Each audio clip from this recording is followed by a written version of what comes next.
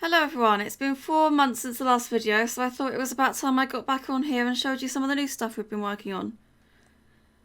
It's not stuff out here, unless you count that mess over there, which we're not going to. We're going to leave that well alone and head down into here.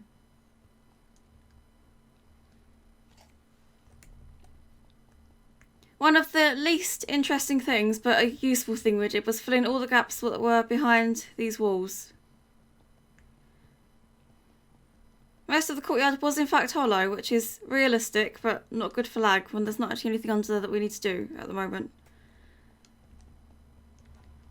So that's nice. And I left access tunnels in, so if we need to put in custom lighting or anything like that, we can always access the back of these walls without having to punch through the ground again. Very cute little rat races.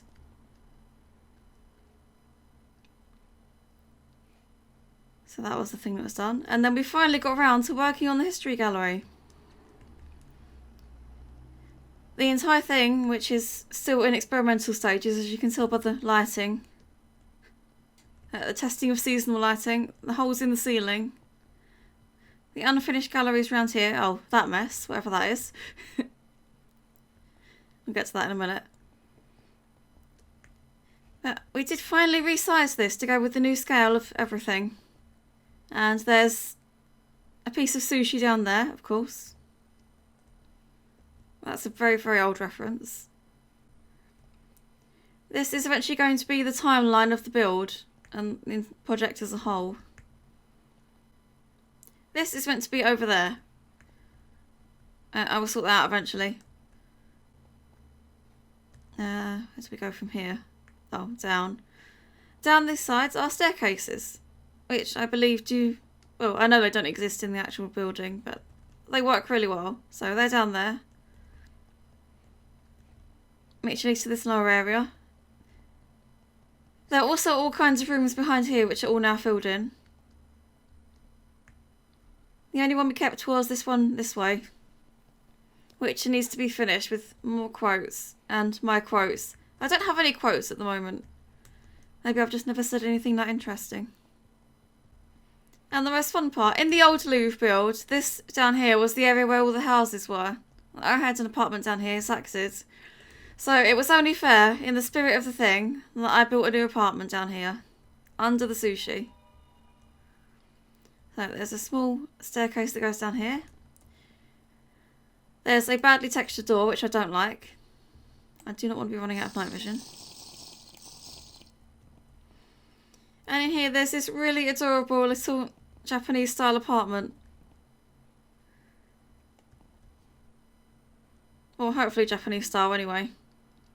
I didn't put a great amount of effort into this. This is one of those things that I decided to do as a joke and just spend an hour working on, and it turns out really well. And I'm experiencing a lot of screen tearing. I am nervous.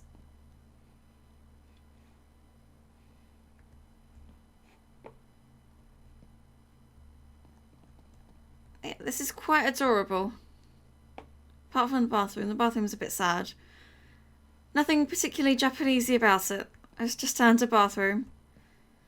In here there's all sorts of cute things. Sliding doors.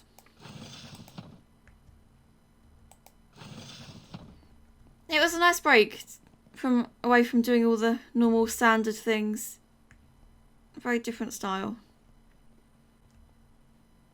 I don't know what my frame rate is, I'm afraid to look, so let's just ignore everything and carry on.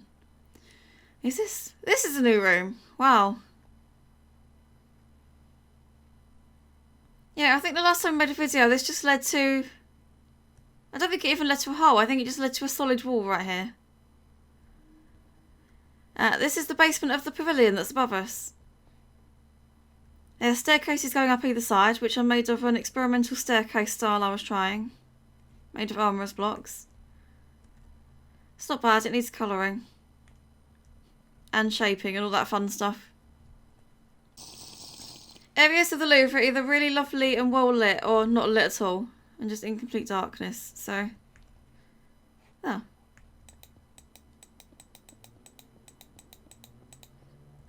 It shouldn't be here.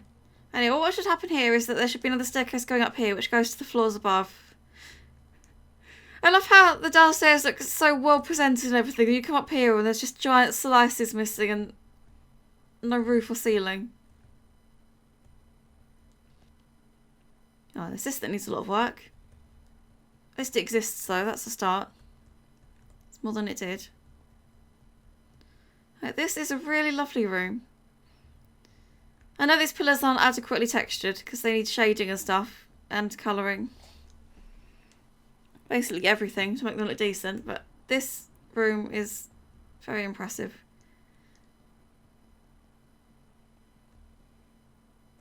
For some reason, all these rooms that have the sunshine patterns on the floor that are completely artificial, by the way, they make me so happy. If you walk in, they just seem so inviting and warm. They look a lot more alive than the standard room. I've been working on putting this kind of lighting system into any room wherever it's appropriate or possible. So yeah, that's quite a lovely room. Still needs texturing and some other stuff in progress, but it's fine. Oh, there's this room that doesn't exist yet, but this room down here needs to exist. That's probably going to be the next job. So look forward to that.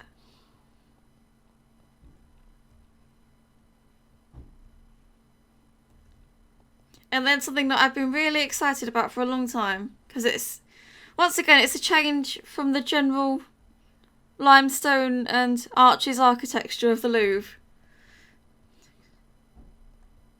Did I say architecture? I'm losing my mind.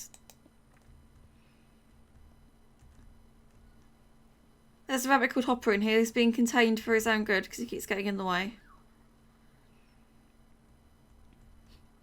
Once again, massive holes in the building. Let's not look there. There should be a nice thing up here that says the name of the pavilion, which I'm not going to attempt to butcher. I'm not mentally prepared for that. Anyway, this is dark, so we'll need some seeing juice. And this is the medieval Louvre. It's slightly larger than the bit of the medieval Louvre we attempted to build previously. The really impressive part of this is 2 weeks ago this was a hole. And we spent 2 Sundays working on it. The first day we measured all of this out and built up the main walls and everything. And then I designed the wall. It's such a weird concept when an almost flat wall needs designing, but of course it does. But this is a wall that went up slightly backwards and it's ruined along the top. And there was a slight lip along the bottom, so this is what I came up with. And then our second day was pretty much turning all the walls and everything into the design that I'd made. Which I'm really proud of. I love this area so much. I'm excited to light this area because currently it has no lighting. It's pitch black under here. Which is a relief. It's better than a lighting error, which was in this big pit previously. These things did start off being round. And then I tried several things on them. I tried just smoothing them out with carpenters, which looked terrible. And then I tried smoothing it out with carpenters and then putting the stairs around the bottom, which looked even more terrible. So I thought, maybe stairs all over. Stairs and slabs. That's another thing I really like about this area. There's no smooth carpenters on the old parts of the building. So it does give a really kind of vanilla old Minecrafty feel. It's ancient even by Minecraft standards. It's very effective. Right, this room here is done, which was weird working out how this worked. This is where the model of the Louvre goes, and our model of the Louvre is going to be so much bigger than this, so that's going to be not appropriate for that. There's a pathway that goes through here somewhere, to the other part of the building, which doesn't exist yet.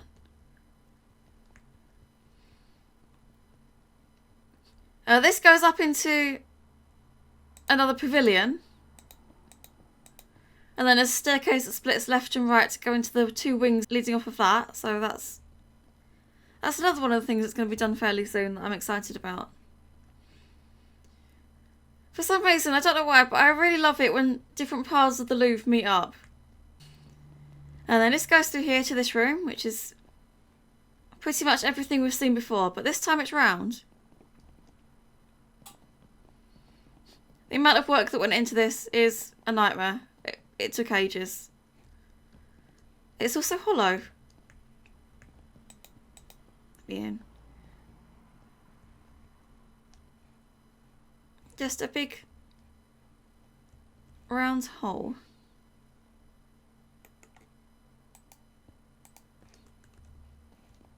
Wouldn't it be a shame if someone was to build something in there? And this one. Now this actually leads back to the original basement of the other room. But yeah, you go through here, up a staircase, and it ends up right here, in this room. And this is another little dungeon room with a few exhibits and things. So yeah, on the outside it probably looks like we haven't really made much progress, but this is difficult progress. For some reason, not many people take pictures of this area of the Louvre. It is not popular or well known. And definitely not well documented. But we were able to piece together something that vaguely, or hopefully vaguely, resembles what's going on here. And if you head outside to my latest work, I've been working on this courtyard, which is almost complete again.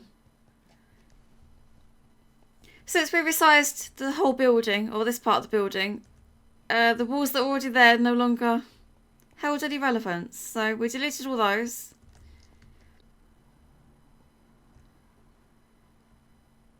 So yeah, these look absolutely huge. Terrifying monstrosities of walls. And now it's a different scale, these outside walls no longer line up to where they should be.